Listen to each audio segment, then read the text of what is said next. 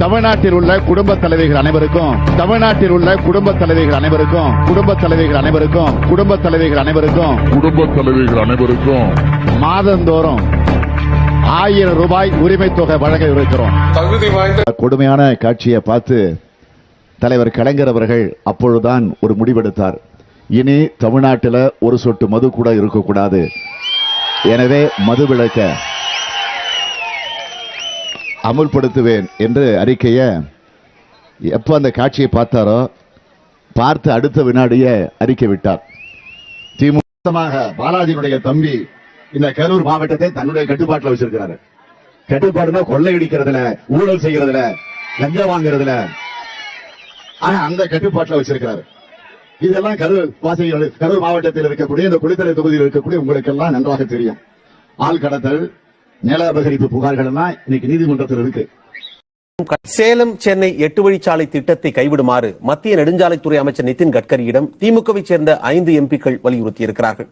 இது தொடர்பான கோரிக்கை மனு ஒன்றை நிதின் கட்கரியிடம் கள்ளக்குறிச்சி கௌதம சிகாமணி, தர்மபுரி செந்தில்குமார், சேலம் SR பார்த்திபன், காஞ்சிபுரம் G கணேசன் மற்றும் திருவண்ணாமலை CN அண்ணாதுரை ஆகிய 5 நேரில் வழங்கினர்.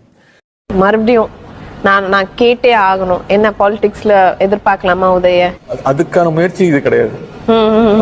ஒரு அரசியல் குடும்பத்துக்கு பிறந்தது ஒரே காரணத்துக்காக அரசியல் வரணும்னு அவசியமே கிடையாது. டெஃபினெட்லி அதுக்காக நிறைய பேர் கட்சிக்காக உழைச்சவங்க ஏகப்பட்ட பேர் இருக்காங்க. அவங்க தான் வரணும். உங்க குடும்பத்தில இருந்து யாராவது இனிமே அரசியலுக்கு வர வாய்ப்பு இருக்கா சார்? நிச்சயமாக என்னுடைய மகனாக இருந்தாலும் சரி, என்னுடைய மருமகனாக இருந்தாலும் சரி, அல்லது எங்கள் வீட்டில் இருக்கக்கூடிய யாராக இருந்தாலும் அரசியலுக்கு வருவதற்கான வாய்ப்புகள் இல்லை என்பதை நான் அழுத்தம் இல்ல, அது எனக்கு நான் ஏத்துக்க மாட்டேன். எனக்கு இன்னும் கொஞ்சம் இப்பதான் முதல் முறை சட்டமன்ற உறுப்பினர் ஆயிருக்கேன். அதனால எனக்கு வேணாம் தான் சொல்வேன். தலைவர் அந்த மாதிரி ஒன்னும் பையனுக்காக கொடுக்கணும் அப்படின்லாம் அந்த மாதிரி முடிவு எடுக்க மாட்டாங்க. ஏற்கனவே அனுபவம் பெற்றவர்கள் நிறைய சீனியர்கள்லாம் இருக்காங்க. அவங்களுக்கு தான் தலைவர் முன்னுரிமை கொடுப்பாங்க.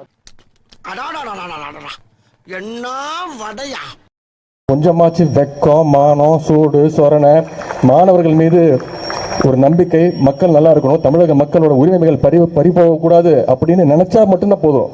திராவிட முன்னேற்ற கழகம் ஆட்சிக்கு வந்ததுன்னா கண்டிப்பா நீட் தேர்வு ரத்து செய்யப்படும். அவர் தான் சொன்னார், மானம் இருந்து, சூடு இருந்து, சொரணை இருந்தால் நீட் தேர்வுக்கான விலக்கை நாங்க பெற்றுக் கொடுப்போம். இப்ப நாங்க என்ன கேட்கிறோம்? மானம் கெட்ட, சூடு கெட்ட, சொரணை கெட்ட ஜென்மம் என்று உங்களை சொல்லிக் கொள்ளலாமா? ஏன்னா நீங்க தான் சொல்லிட்டு போனீங்க. நாங்க ஒன்னும் அதுல எதுவும் திருச்சி மாதம் ஒரு முறை மின் கட்டணம் செலுத்தும் முறை அமுல்படுத்தப்படும். சமையல் எரிவாயு சிலிண்டருக்கு 100 ரூபாய் மானியமாக வழங்கப்படும். அனைத்து தரப்பு மக்களின் நலத்தையும் கருத்திலே கொண்டு பெட்ரோல் விலை லிட்டருக்கு 5 ரூபாயும், டீசல் விலை லிட்டருக்கு 4 ரூபாயும் குறைக்கப்படும். அரசு பள்ளி கல்லூரி மாணவர்களுக்கு இலவச டேட்டாவுடன் கை கணினி டேப்லெட் வழங்கப்படும். கல்வி நிறுவனங்களில் வைஃபை வசதி செய்து தரப்படும். பொங்கலுக்காக 2500 ரூபாய் கொடுக்க போறோம் அறிவிச்சிருக்காங்க. நான் வரவேற்கிறேன், அப்போ வரவேற்றிருக்கேன், நான் வேண்டாம்னு சொல்லல. இந்த 5000க்கு இன்னும் எவ்வளவு மிச்சம் இருக்கு? 1500. ஆக அந்த 1500 சேர்த்து கொடுங்க அப்படின்னு தான் மீண்டும் மீண்டும் இந்த அரசாங்கத்தை பார்த்து நான் கேட்டு விரும்புகிறேன். நெல் குவிண்டால் ஒன்றுக்கு குறைந்தபட்ச ஆதார விலை ரூபாய் 2500 உயர்த்தி வழங்கப்படும். கரும்புக்கு ஆதார விலை டன் ஒன்றுக்கு ரூபாய் 4000 உயர்த்தி வழங்கப்படும். 2011 ஜனவரி 11 மு.க. ஸ்டாலின் தான் மீத்தேனுக்கு கையெழுத்து போட்டாரு. இந்த நாசகார திட்டத்துக்கு கிரேட் ஈஸ்டர்ன் எனர்ஜி கார்பரேஷன் மீத்தேனுடைய மறுபடி வந்தா இந்த ஹைட்ரோ கார்பன்